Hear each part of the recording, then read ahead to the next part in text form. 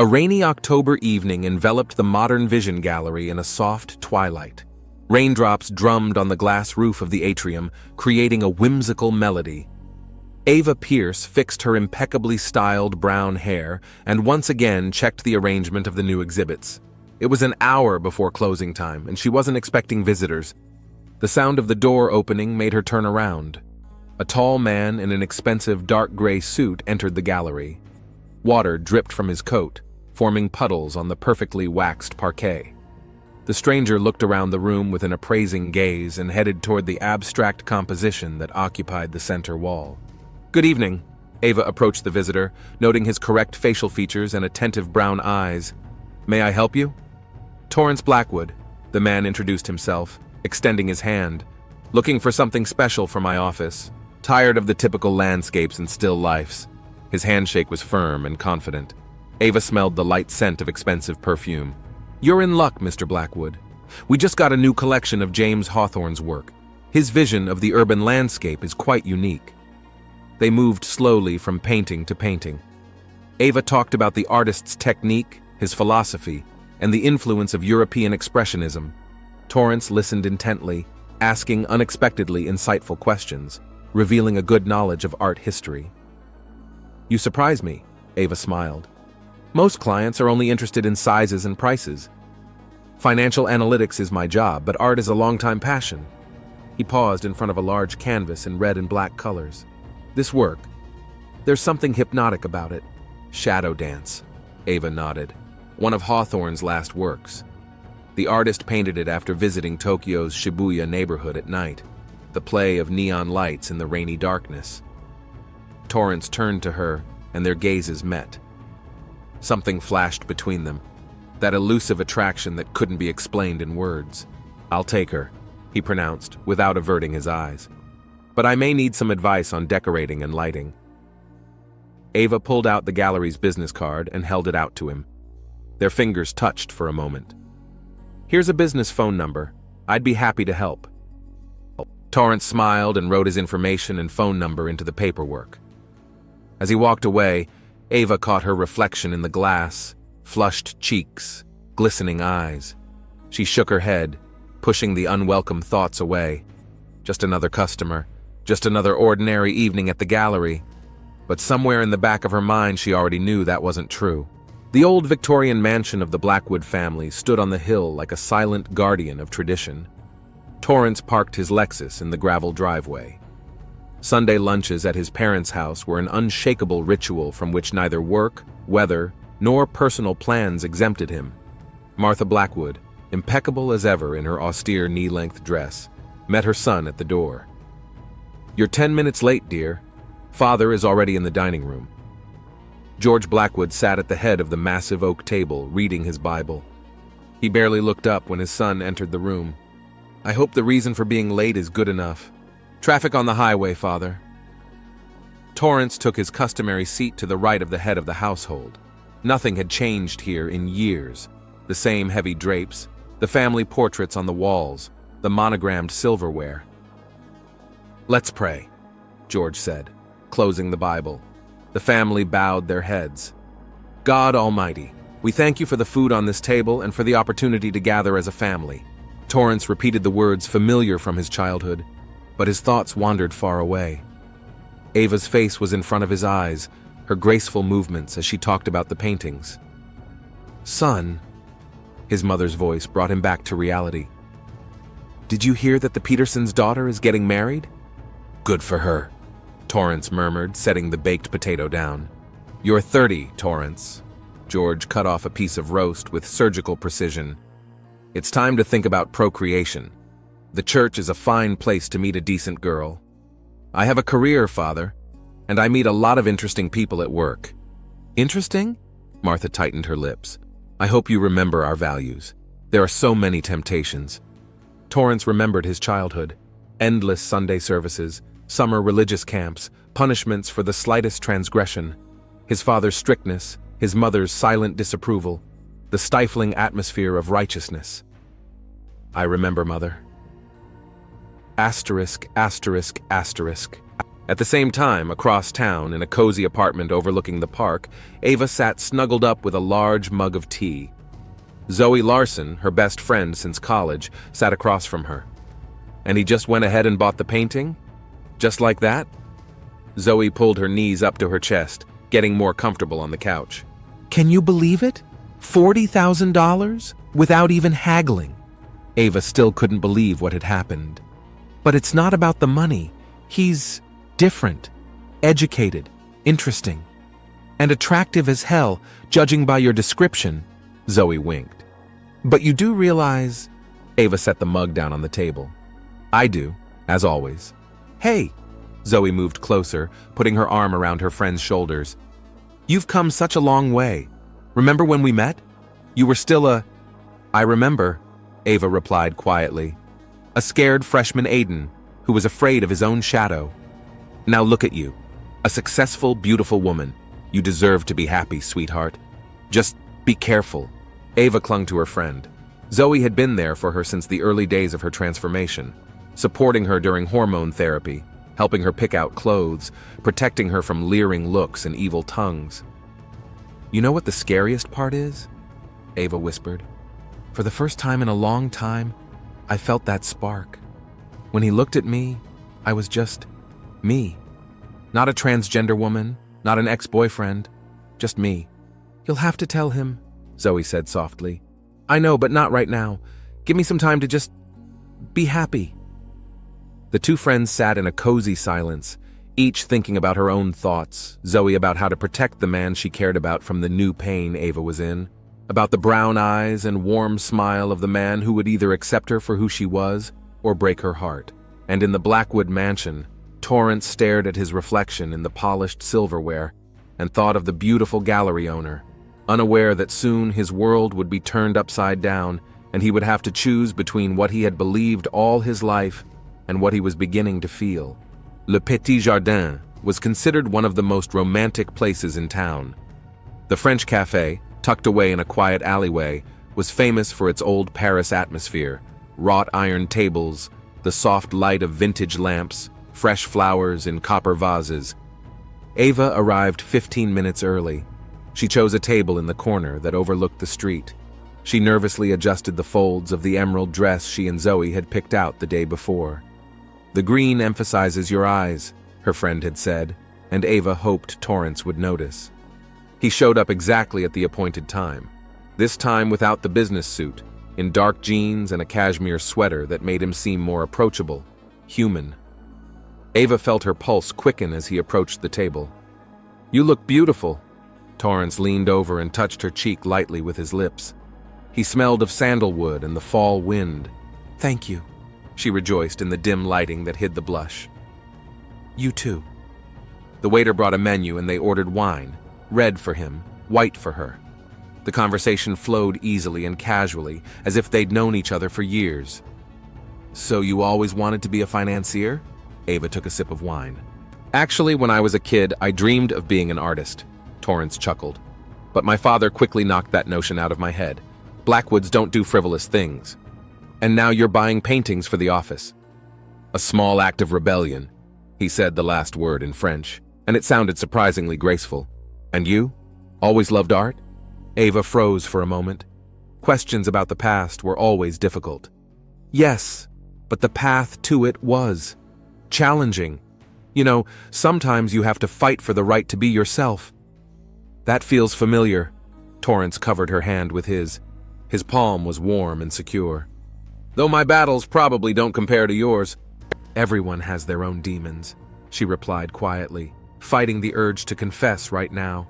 But the fear of losing it, the warmth of his hand, the sincerity of his gaze, the budding closeness, was stronger. They talked about books. It turned out they both read Marquez. About music. He played the piano. She loved jazz. About traveling. She dreamed of seeing Venice. He suggested they go together next spring. Next spring? Ava interjected. You're planning that far ahead? Why not? His eyes radiated warmth. I feel like it's okay to make plans with you. Her insides clenched. Torrance, there's something I have to tell you. Shh. He put a finger to her lips. Let's just savor the moment. Whatever you want to say, It can wait. The evening slowly drifted into night. They were the last customers in the cafe. The waiters rattled their dishes delicately, hinting at closing time. At the door, Torrance helped her into her coat. His hands lingered on her shoulders a little longer than necessary. "Will you let me walk you out?" They walked down the deserted streets, and Ava's heels beat a clear rhythm on the sidewalk. At the corner of her house, Torrance stopped and turned her toward him.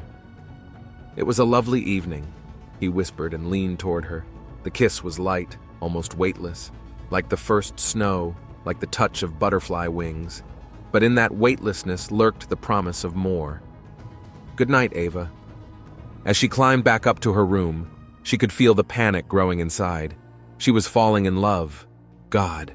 She was really falling in love with him, which meant a confession was becoming inevitable, and either it would ruin everything, or...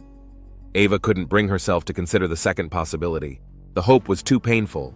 In the darkness of the apartment, she stood at the window for a long time, looking at Torrance's receding figure. He turned around and waved at her. She waved back, feeling a tear roll down her cheek. "I'm sorry," she whispered into the darkness. "Please forgive me for still being afraid to be honest."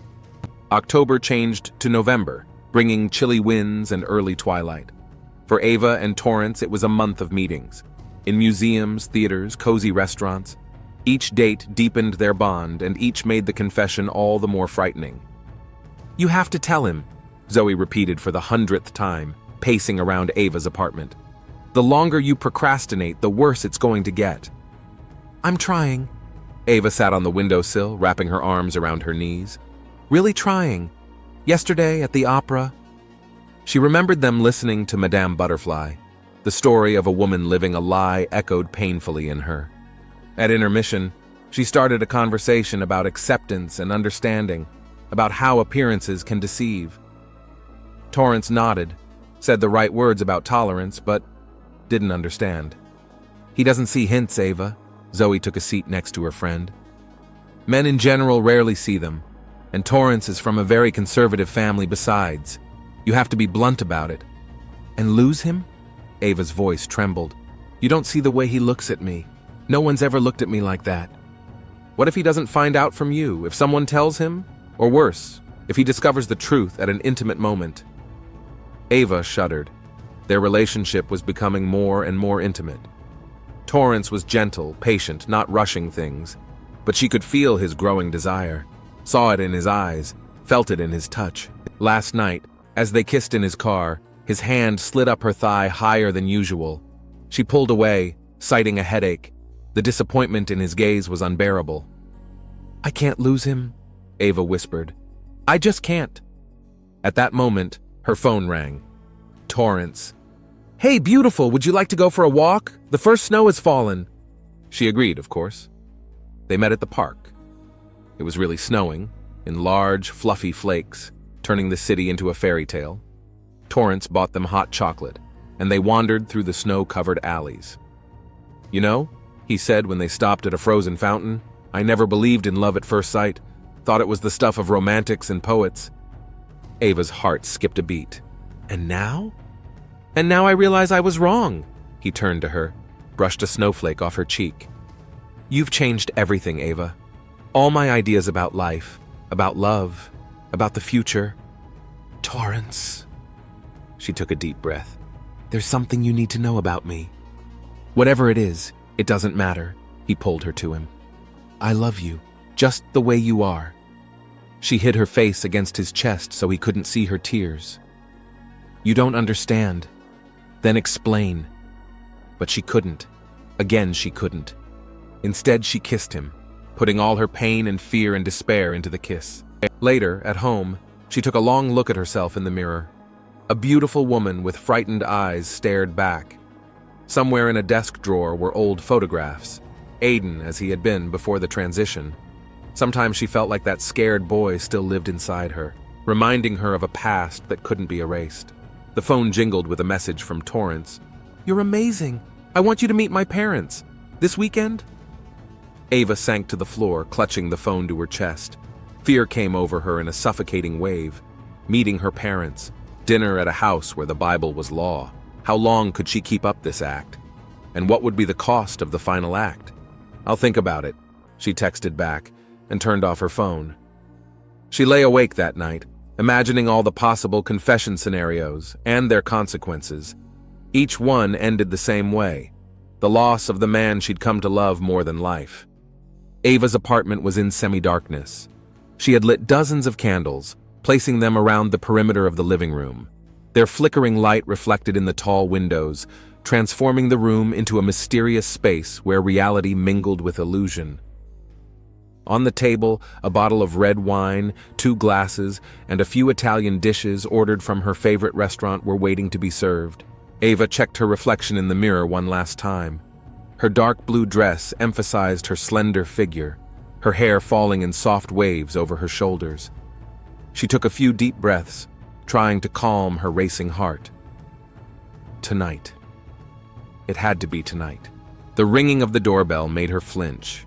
Torrance stood on the doorstep with a bouquet of white roses. "You're beautiful," he whispered, kissing her cheek. He smelled of expensive perfume and a cool December evening. Dinner passed in an almost painful tension. Ava barely touched her food, answering offhandedly. Torrance asked several times if everything was all right. She nodded, but could see the worry in his eyes. "Shall we dance?" he suggested after dinner, turning on the music on his phone. A slow song filled the space. They twirled in the semi-darkness of the room. His arms around her waist were warm and secure. She rested her head on his shoulder, breathing in the familiar scent, realizing that this might be their last dance. "Torrance." "We need to talk." But instead of talking, his lips found hers. The kiss was deep, passionate. His hands slid down her body, caressing, exploring. She melted in his embrace, losing her resolve. "Let's go," he whispered, drawing her into the bedroom. Moonlight streamed through the uncurtained window, painting silvery patterns on the bed. Torrance unbuttoned the buttons of his shirt, never taking his darkened gaze from her. "Wait," Ava took a step back. "Please, hear me out. What do you want to talk about?" He took a step toward her, holding out his hand. "About who I am." His palm slid down her thigh, rising higher, and time stopped. Torrance jerked his hand away as if he'd been burned. "What? What is it?" "I was trying to say, are you a man?" His voice trailed off into a shout. "Torrance, let me explain." "Explain?" He recoiled against the wall. You monster! A deceiver!" Madness splashed in his eyes. He grabbed a gun from the inside pocket of his jacket hanging on the chair. A small, stealthy Glock, a weapon he'd bought on the black market after his neighbor had been robbed last year. "Torrance, please! Shut up! You've desecrated everything! My love, my faith!" The gunshot broke the silence of the December night. Ava didn't even immediately realize what had happened. She stared at the blurring red stain on her favorite blue dress with a kind of childlike wonder. "I just wanted to be me," she whispered, settling to the floor. Torrance stood unmoving, watching the life slowly leave the woman he loved. Somewhere in the distance, a dog howled. A television turned on in the neighboring apartment. He mechanically wiped the gun with the edge of his shirt, placed it next to the body. He looked around. No sign of a struggle, no prints. Only the candles were still burning in the living room, casting bizarre shadows on the walls. Torrance left the apartment, closing the door carefully. The cameras in the entryway weren't working. The management company had promised to fix them weeks ago. He walked down the stairs, avoiding the elevator. The December air hit his face with icy freshness. Torrance walked, unable to make out the road, whispering prayers, but the words became confused and meaningless. Behind him, candles still burned in the lighted window on the 5th floor, mourning a love killed by prejudice and fear. Zoe rang the doorbell 3 times before pulling out the spare key. It was the beginning of 11 in the morning. Ava never slept that long, and always answered her messages. "Ava?" she called out, crossing the threshold. The apartment smelled of stale wax. Dozens of candles burned out to the ground.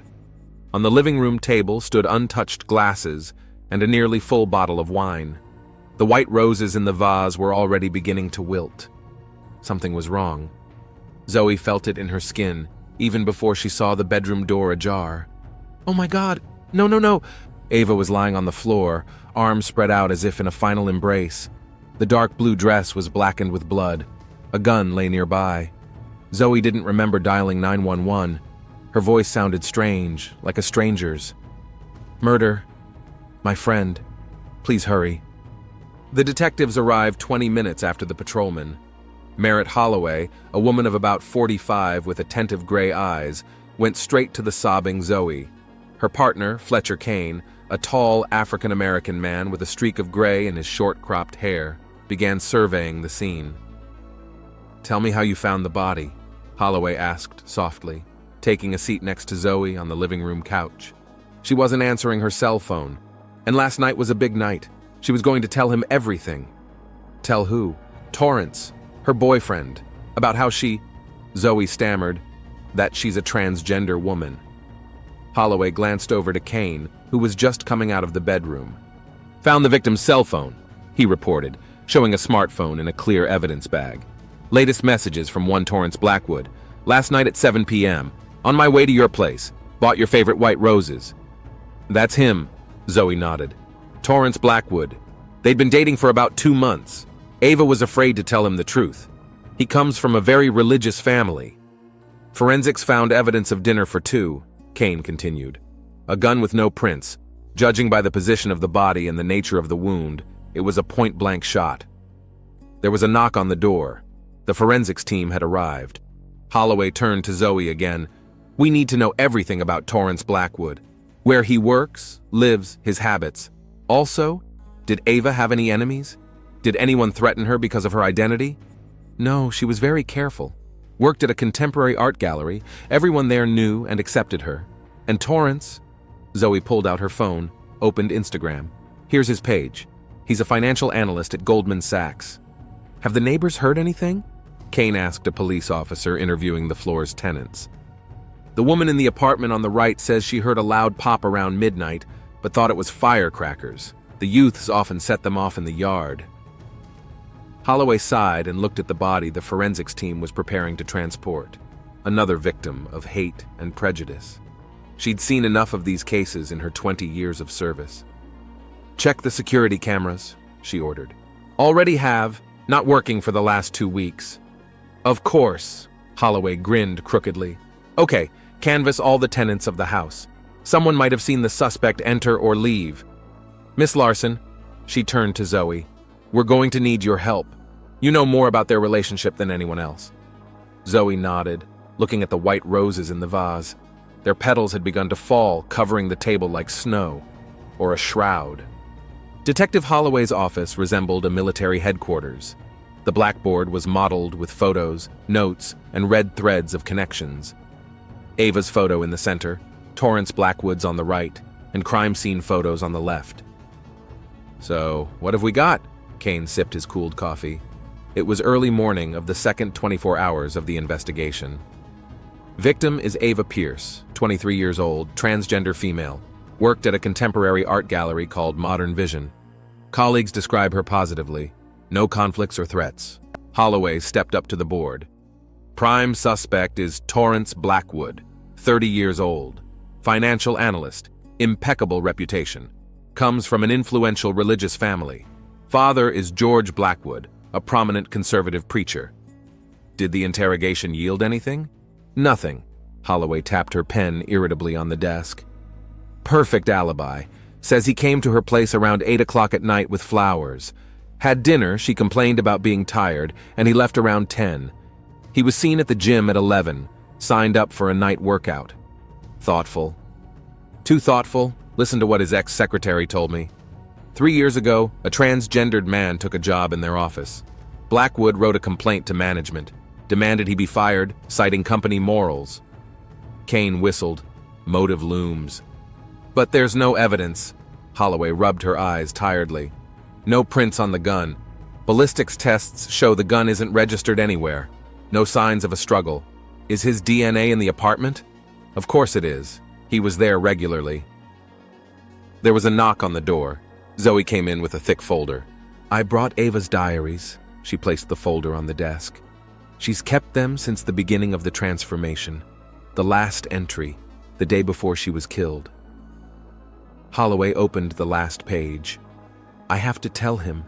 Every time he looks at me with such love, I can feel the lies choking me. Zoe's right. The longer I procrastinate, the worse it will get. But I'm so afraid of losing him. God, I'm so afraid of... Now, this is interesting. Kane put the printouts on the table. Blackwood's bank statements. 3 weeks ago, he made a large cash withdrawal. The next day, there was an illegal gun sale in that neighborhood. Coincidence? Maybe. But here's something else. I talked to his gym roommate. That night, Blackwood actually came in at 11 o'clock. Sweating, even though it was about 0 outside. He hadn't worked out, just sat in the sauna for almost an hour. Covering up gunpowder residue? Quite possibly, but we can't prove it. But Holloway went back to the blackboard, studying the photographs. One showed Torrance smiling for the camera. Perfect suit, the confident look of a successful man. In another, he was coming out of church with his parents, prim and stern. We slowed down the search of his apartment, she said. He had time to get rid of anything that could link him to the murder. But here's the curious thing. His father suddenly canceled all Sunday sermons and flew to the Bahamas with his wife. Hiding a son? Or covering their tracks? I spoke to the congregation of their church. George Blackwood is known for his radical views on issues of gender and sexuality. His last sermon was about Sodom sin and perverting divine design. Zoe, who had been silently listening to their conversation all this time, spoke up. Ava said Torrance has been getting more nervous lately, especially after he talked about meeting his parents. She was dreading that meeting. And rightly so. Holloway nodded. But we still don't have direct evidence, only circumstantial evidence and motive. There's something else. Zoe pulled out her phone. Ava sent me a voicemail the night before the murder. I didn't listen to it right away. She turned on the recording. Ava's voice, excited and quiet. Zoe, I can't do this anymore. He was talking today about the wedding, about the kids. I'm going to tell him today. No matter what happens, I have to be honest. If he loves me, he'll understand, won't he? Holloway closed her eyes. How much hope there was in that voice. How much faith in love. We'll get him, she said firmly. Sooner or later, he'll make a mistake. They all do. In the meantime, he's out there, Zoe said bitterly. Going to work, smiling, living like nothing happened. Not for long, Holloway went to the window. Outside the glass, a frowning winter dawn was taking hold. The truth always comes out. It's just a question of timing. The 24-hour fitness club Olympus was located 3 blocks from the murder scene. Holloway and Kane got there early in the morning when the receptionist was just coming in for her shift. Yes, Mr. Blackwood came in that evening. The girl checked the visitor's log. Signed in at 23:05. Here's his signature. Holloway scrutinized the register. A sprawling signature, clearly made by a trembling hand. Next to it was a black gel pen with the club's logo on it. Can I take this pen in for examination? Sure, the receptionist shrugged. I just don't understand. Do you have cameras working? Kane interrupted. Yes. Would you like a tape? On the tape, Torrance appeared in the club's lobby without his gym bag, wearing the same clothes he'd worn during the day. His whole appearance betrayed extreme nervousness, disheveled hair, unbuttoned shirt collar. He fiddled with the signature for a long time, then hurried off in the direction of the sauna. How long was he in there? Holloway asked. About an hour. Then he left without even changing his clothes. 3 hours later, forensics confirmed gunpowder residue on the handle. He didn't think about the hands. Holloway nodded, satisfied. He was in a hurry to create an alibi, forgot about the little things. Kane placed the phone call printout in front of her. Look, at 23:20, he called his father. The conversation lasted 7 minutes. And the next day, the family flew to the Bahamas in a hurry. Holloway tapped her pencil on the desk thoughtfully. That's too many coincidences. There's something else. Kane turned on the video from the mall camera across the street from Ava's house. There he is, running out of the driveway at 23 sharp. See how he's looking back? The grainy footage showed a tall figure in a dark coat walking hurriedly down the street. looking around every now and then. Just enough time to run to the gym, Holloway estimated. Create an alibi, call my dad, and start covering our tracks, Kane finished. They looked at each other. The crime picture was coming together like a mosaic, piece by piece. Time to take it. Holloway rose from the table. Call the DA's office. Have them prepare an arrest warrant. You think he'll crack? We've got gunpowder residue, camera footage, odd behavior, calling his father and leaving the family in a hurry. Plus motive, religious fanaticism and transphobia. He'll crack. As they walked out into the parking lot, it was beginning to snow. White flakes fell slowly to the ground, hiding footprints just like the night Torrance Blackwood had tried to cover up the evidence of his crime. But some traces could not be hidden by snow. Holloway's phone vibrated in his pocket, a message from the experts. They found not only gunpowder residue on the pen, but also blood particles, microscopic, almost imperceptible. But they were there, the last piece of the puzzle falling into place. The interrogation room greeted Torrance Blackwood with its usual sterile emptiness. He sat upright, impeccably dressed as always, neatly pressed suit, polished shoes, neatly styled hair. Only his fingers tapping nervously on the desk gave away his state of mind. Holloway leisurely laid out the photographs in front of him. Do you recognize this pen, Mr. Blackwood? Just a regular gym pen, he shrugged. I already told you I was there that night. Interesting thing about gunpowder, Holloway remarked, as if by the way. It's an intractable one. It's hard to wash it off completely, especially if you're in a hurry. Torrance's fingers trembled, but his face remained impassive. I don't see where you're going with this. Really? Kane laid the forensic results in front of him. They found traces of gunpowder on the pen you signed your name with, and blood. That doesn't prove anything. What about this? Holloway switched on the camera footage. You're running from Ava's house at 11 o'clock at night, 5 minutes after the gunshot the neighbor heard. For the first time, concern flashed across Torrance's face. I left earlier, 10 o'clock. No, Mr. Blackwood. You killed her at 11. Then you ran to the gym to create an alibi, called your father. And the next day, your family left the country in a hurry. I want a lawyer. Of course. Holloway leaned back in her chair. But before I do, let me tell you what happens next. We'll check out your phone conversation with your father. We'll question the gym staff. You didn't even change clothes. You just sat in the sauna for an hour. We'll look at all the cameras in the neighborhood. And sooner or later, we'll find out where you bought the gun. Torrance was silent, but his breathing quickened. You know what I'm interested in? Holloway asked suddenly. Why did you carry a gun with you on your date? You planned the murder beforehand, didn't you? No. He raised his voice for the first time. I didn't plan it. I bought it for protection after I robbed my neighbor. And you happened to carry it with you that very night? I always carried it with me. Kane hummed. Even to the gym? Torrance stumbled back, realizing he'd blurted it out. His face was covered in sweat. I loved her, he whispered suddenly. God, I really loved her. She was so beautiful, so smart, so sophisticated. I dreamed of marriage, of children. And then you found out the truth, Holloway said quietly. It was wrong, unnatural, against God. His voice trailed off into a shout. She tricked me, made me fall in love with a man. Ava wasn't a man, Holloway cut him off harshly. She was a woman who loved you and was afraid of losing you. No. Torrance hid his face in his palms. When I realized I couldn't, all those feelings, all those desires, they became dirty, twisted. I had to purify myself. So you pulled out a gun. I don't remember shooting. He spoke quickly now, as if in a hurry to get rid of the words. I only remember her eyes. She looked with such understanding. Even in that moment, she understood me better than I understood myself. What happened then? Panic. I ran to the gym. I knew they kept attendance records there. Called my father. He told me to keep quiet and not sign anything without a lawyer. And the blood and gunpowder on your hands?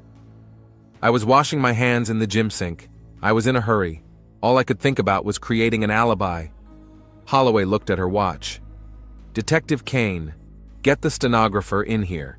Mr. Blackwood is ready to testify." When Kane came out, Torrance raised haggard eyes to her. "You don't understand. I've been praying every day, asked God to deliver me from these feelings for her. But the more I prayed, the stronger the love became. You know what I realize?" Holloway leaned across the table toward him. "That you didn't kill a person because of faith or principles. You killed her because you chickened out. Because it was easier to pull the trigger than to admit it. Your ideas about love, about God, about life were too narrow for the real world." A stenographer entered the room. Torrance straightened, trying again to put on the mask of control, but it was too late.